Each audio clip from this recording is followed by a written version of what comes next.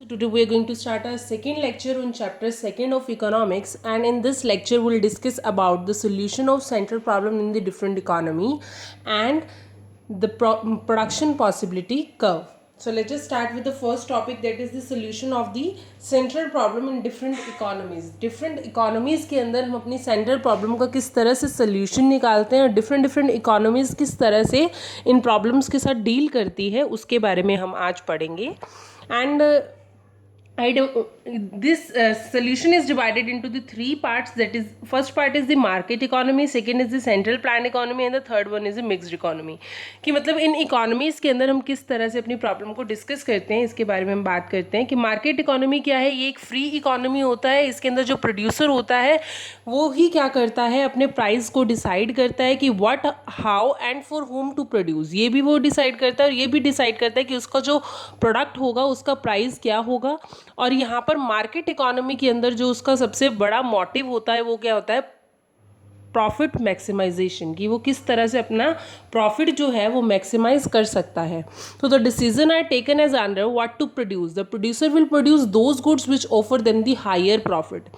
As you know, the motive of this economy is to earn the profit or is to maximize the profits. That's why the producer will produce only those goods which offer them the higher profit. जो उसे higher profit देगा वही goods को वो क्या करेगा, produce करेगा. And how to produce, वो प्रोड्यूस किस तरह से होंगी. Producer will always use that technology which maximise the efficiency and minimise the cost. मतलब कि वो इफिशिएंसी में अच्छी हो, ऐसी प्रोडक्शंस, ऐसी टेक्नोलॉजीज़ का यूज़ करेगा जिसमें इफिशिएंसी तो मैक्सिमाइज हो, लेकिन जो कॉस्ट है, जो कॉस्ट उसको भुगतनी पड़ेगी, कॉस्ट ऑफ प्रोडक्शन जिसको हम बोलते हैं, वो क्या हो, मिनिमाइज हो, सबसे कम हो, ताकि जो वो प्रोडक्ट बना रहा है उसके ऊपर बनाने का खर्चा जो है उसको कम पड़े. Third is for whom to produce. किसके लिए प्रोड्यूस किया जाए. The producer will produce the goods for those people who can afford to pay the high price. मतलब कि यहाँ पर जो richer section of the society है उसके लिए गुड्स को प्रोड्यूस किया जाएगा, क्योंकि that section of the society is only can afford to pay the higher price. If they can afford to pay the higher price, then it will be the price maximization technology, price maximization for the market economy. And the poorer section of this society are ignored. यहाँ पर poorer section जो है society का उसको क्या कर दिया जाएगा, इग्नोर कर दिया जाएगा. Second is the central problem of the economy. And central problem of the economy, as you know, that in this economy the decisions are taken by the central authorities of the government, and the motive is the social welfare. कि हम किस तरह से लोगों का social welfare कर सकते हैं, not to maximize the profit. यहाँ पर प्रॉफिट को हम मैक्सिमाइज नहीं करते हैं. तो in this situation only those goods and services are to be produce which are the central authority finds most useful for this society. मतलब कि जो सोसाइटी के लिए सबसे ज़्यादा यूजफुल है, जो असेंशियल हैं, जिनके बिना गुजारा नहीं होता, सिर्फ वही गुड्स का ही क्या होगा, प्रोडक्शन होगा. असेंशियल गुड्स का ही क्या होगा, प्रोडक्शन होगा. और यहाँ पर जो प्रोडक्शन होगा वो मैक्सिमाइज प्रॉफिट मैक्सिमाइजेशन के लिए नहीं होगा, वो किसके लिए होगा, सोशल वेलफेयर के लिए होगा. इन this situation the mass unemployment labor intensive techniques will be preferred so that the unemployment is मतलब reduced. यहाँ पर क्या होगा कि अनएम्प्लॉयमेंट को ख़त्म करने के लिए वो क्या करेंगे, लेबर इंटेंसिव टेक्निक का यूज़ करेंगे, जिसमें जो लोग हैं उनको क्या मिलता है, एम्प्लॉयमेंट मिलेगा, जिससे कि अनएम्प्लॉयमेंट की जो प्रॉब्लम है वो इकोनॉमी से क्या हो जाएगी, कम हो जाएगी. तो इसलिए वो क्या करेंगे, लेबर इंटेंसिव टेक्निक का यूज़ करेंगे. And enough goods will be produce for the poorer section of the society. यहाँ पर असेंशियल गुड्स जो हैं वो ज़्यादा प्रोड्यूस की जाएंगी, क्योंकि यहाँ पर poor section of the society के लिए ही ज़्यादा प्रोडक्शन होगा, क्योंकि उनकी अगर हम क्या करेंगे, असेंशियल गुड्स प्रोवाइड करवाते जाएंगे, तो उससे क्या होगा कि सोसाइटी का वेलफेयर होगा. एंड द सोसाइटी इवन मतलब यहाँ पर जो होगा, सोसाइटी के प्रोडक्शन के बाद जो गुड्स जो कि प्रॉफिटेबल नहीं है, मतलब कि मान लो अगर उनको प्रॉफिट नहीं भी अर्न हो रहा, वो तब भी उन गुड्स का प्रोडक्शन करेंगे, क्योंकि वहाँ पर सोशल वेलफेयर तो हो रहा है. तो वो इसलिए वो क्या करेंगे, सिर्फ उन गुड्स का प्रोडक्शन करेंगे जो कि सोशल वेलफेयर के लिए ज़रूरी है, जो कि असेंशियल गुड्स हैं, जो कि poor section of the society के लिए बहुत ज़्यादा ज़रूरी हैं. Next is the mixed economy. अब मिक्स्ड इकोनॉमी के अंदर डिसीजन किस तरह से लिए जाते हैं? Decision are taken both by the market economy as well as the central economies and are taken both to maximise the profit and for the social welfare. अब इस इकोनॉमी के अंदर क्या होता है? इस इकोनॉमी के अंदर जो डिसीजन लिए जाते हैं वो मार्केट के द्वारा भी लिए जाते हैं और गवर्नमेंट के द्वारा भी लिए जाते हैं।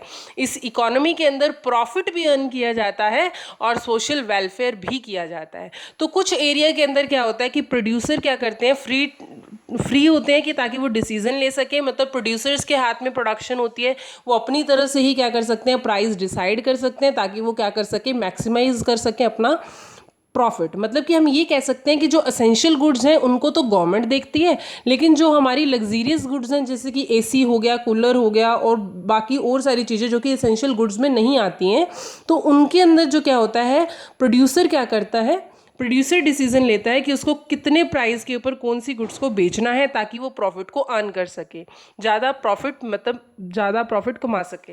लेकिन कुछ ऐसी गुड्स जिसके अंदर मतलब कि असेंशियल गुड्स हैं जो कि ज़रूरी हैं, जैसे कि रोटी, कपड़ा और ये सब चीज़ें हो गई, तो इन सब के अंदर ये असेंशियल गुड्स हैं, तो इनकी जो प्राइस है वो कौन डिसाइड करता है? गवर्नमेंट डिसाइड करती है। तो मिक्स्ड इकोनॉमी के अंदर इस तरह से क्या किया जाता है, डिसीजन लिया जाता है।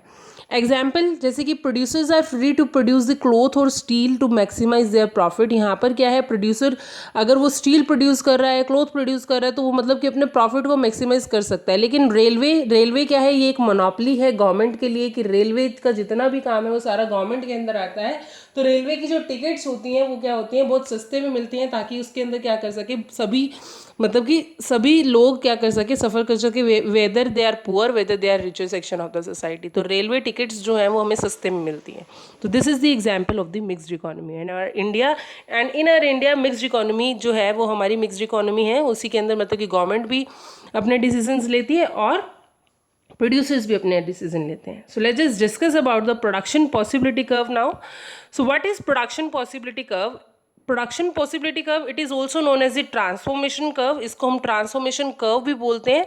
This curve shows the different possible combination of a set of two goods which can be produce within the given resources and in the given technology.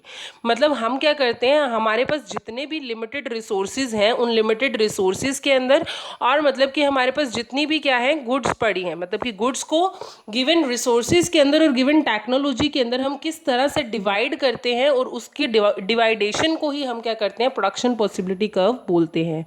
ये क्या है? अब as we know the resources are limited and have the alternative uses. हमने अपने first lecture में ये चीज़ पढ़े थे कि हमारे पास जो रिसोर्सेज हैं वो बहुत ज़्यादा लिमिटेड होते हैं और हमारे जो यूजेस हैं वो क्या होते हैं, अल्टरनेटिव होते हैं। जैसे कि मिल्क है, मिल्क को हम बहुत सारी चीज़ों के अंदर यूज़ करते हैं, जैसे स्वीट्स बनाने में, कर्ड बनाने में, बहुत सारी चीज़ों के अंदर हम उसको यूज़ करते हैं। तो इसके अल्टरनेटिव यूजेस हैं। रिसोर्सेज हमारे पास क्या है, बिल्कुल लिमिटेड हैं और यूजेस क्या है, अल्टरनेटिव हैं। तो उसको हमने इस तरह से कंबाइन करना है कि हमारी क्या हो, वांट्स भी कवर अप हो जाए, जो हमारी अनलिमिटेड वांट्स हैं वो भी पूरी हो जाए, और जितने हमारे पास रिसोर्सेज हैं उन्हीं रिसोर्सेज के अंदर ही हम क्या कर सकें, अपनी सारी ज़रूरतों को पूरा कर सकें। तो ये सब कुछ जानने के लिए हम क्या करते हैं, प्रोडक्शन पॉसिबिलिटी कर्व बनाते हैं कि हमारे पास जितने रिसोर्सेज हैं क्या उतने रिसोर्सेज के अंदर हम अपने जो हमारे पास जो हमारी जो वांट्स हैं क्या हम उनको पूरा कर सकते हैं या नहीं कर सकते। For example the given resources are used in the production of the apple and wheat. मैंने यहाँ पर एक एग्जाम्पल लिया कि हमारे पास जो रिसोर्सेज थे, हमने उसमें क्या करना है, एप्पल और व्हीट खरीदना है, तो हम उसको किस तरह से हम उसकी क्या कर सकते हैं, कॉम्बिनेशंस बना सकते हैं। तो ये प्रोडक्शन पॉसिबिलिटी कॉम्बिनेशंस है। कॉम्बिनेशन किस तरह से है, अगर आप क्या कर रहे हैं, सिर्फ एप्पल खरीद रहे हैं, अगर आप 100 टन एप्पल खरीदेंगे तो आपके पास व्हीट का एक भी टन खरीदने के लिए पैसा नहीं बचेगा। And if you are purchasing 90 ton apples then you can purchase 10 ton of wheat.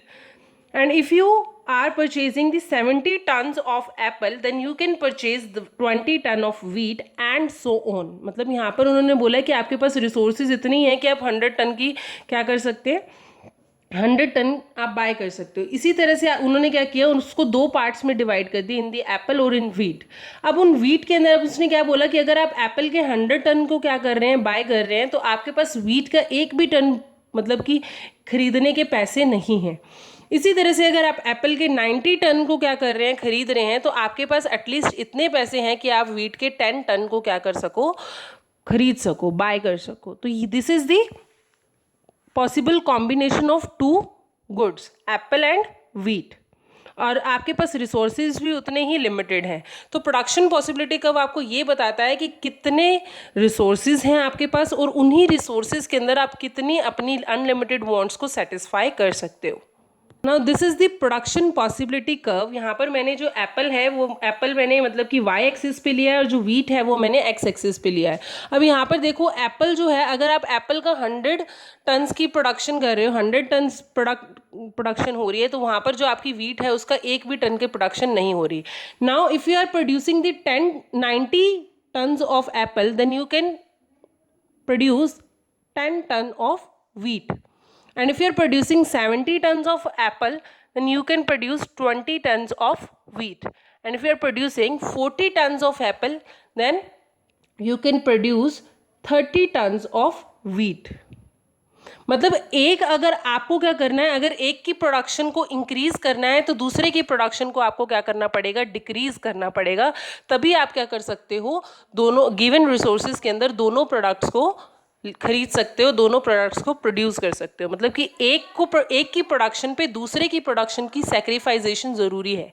मतलब अगर आप एक प्रोडक्ट खरीद रहे हो तो दूसरे को आपको क्या करना पड़ेगा, सैक्रिफाइस करना ही पड़ेगा, because you have the limited resources and unlimited want and you have the alternative uses of all the resources. That's why you have to reduce the production of one goods to increase the production of second good. This is called the production possibility curve. ये curve हमेशा क्या होगी, concave to reason. Clear? अब इसके बारे में हम अपने नेक्स्ट लेक्चर में डिस्कस करेंगे। अभी सिर्फ इसका मीनिंग और इसकी कर्व के बारे में पढ़ें। Thank you so much.